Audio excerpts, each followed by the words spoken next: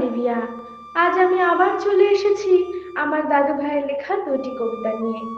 আজ আপনাদের জন্য থাকবে দ্বৈত কবিতার উপাখ্যান। আমার দাদু ভাই ফাল্গুনী চট্টোপাধ্যায়ের লেখা প্রথম কবিতাটির নাম আমার কথা। কবি বলে আমি নিজের প্রচার করিনি কোনো দিন, শুধু চাহিয়াছি প্রচার করিতে আমি কোনো একদিন। অভাব পীড়নে দলিত হয়েছে মোর কাব্যের মালা, ছিন্ন হয়েছে সূত্র তাহার কুসুম পেয়েছে জ্বালা। আবার গেঁথেছি সে ফুল কুড়ায়ে গ্রন্থি করিয়া যুক্ত, রিক্ত ছন্দ আবার সেধেছি মলিনতা করে মুক্ত।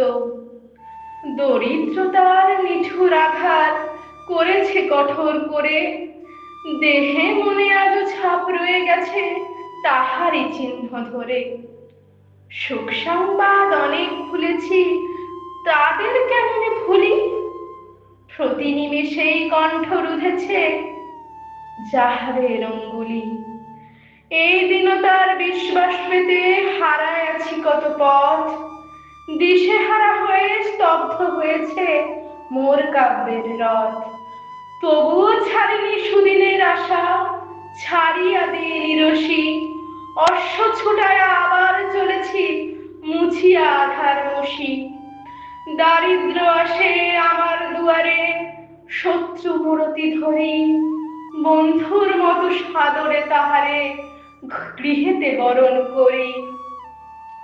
বলি তার হেসে শত্রুর বেশে তুমি যে পরম মিতা, সুখ উপহার আনিয়াছ বেঁধে রক্তবর্ণ ফিতা। নমস্কার।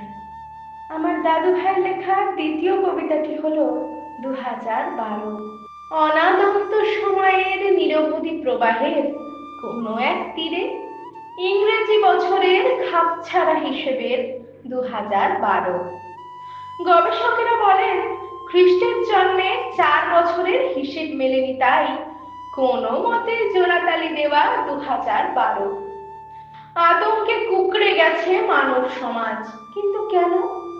ওই যে অ্যাবস্ট্রাক্ট সভ্যতার কোন গাণিতিক পঞ্জিকা রচনা থেমে গেছে এই সালে এসে। তবে কি প্রলয়ের সংকেত, বা হে থেমে যাওয়া, নাকি রচয়িতা শিল্পীদের বংশলোপ হয়ে গেছে? কোনো এক অজানা কারণে বৃথা চিন্তা, অসীম সময়ের সাল তারিখ নিয়ে কেন ভাববো? কোন সূত্রদশটা বলে দেবে শুভ অশুভের পূর্বাভাস? ভয়হীন, দ্বিধাহীন, অনলস অগ্রগতি শুধু নিয়ে যাবে আমাদের পূর্ণতার মধ্যাহ্ন শিখরে। এই দুটি কবিতা আমি শোনালাম আমার দাদু ভাইয়ের লেখা এসো আবৃত্তি শিখি বইটি থেকে। একটি বিশেষ কারণে আজকের ভিডিওটি করা, কারণটা হলো আজ আমার দাদু ভাইয়ের শুভ জন্মদিন। দাদু ভাই, হ্যাপি বার্থডে। তুমি শুধু আমার দাদু ভাই নও, তুমি আমার সবচেয়ে বড় অনুপ্রেরণা। তুমি এইভাবেই তোমার লেখা আমাদের উপহার দিয়ে যাও। ধন্যবাদ। আজকের ভিডিওটি যদি আপনাদের ভালো লেগে থাকে লাইক, শেয়ার এবং সাবস্ক্রাইব করতে ভুলবেন না।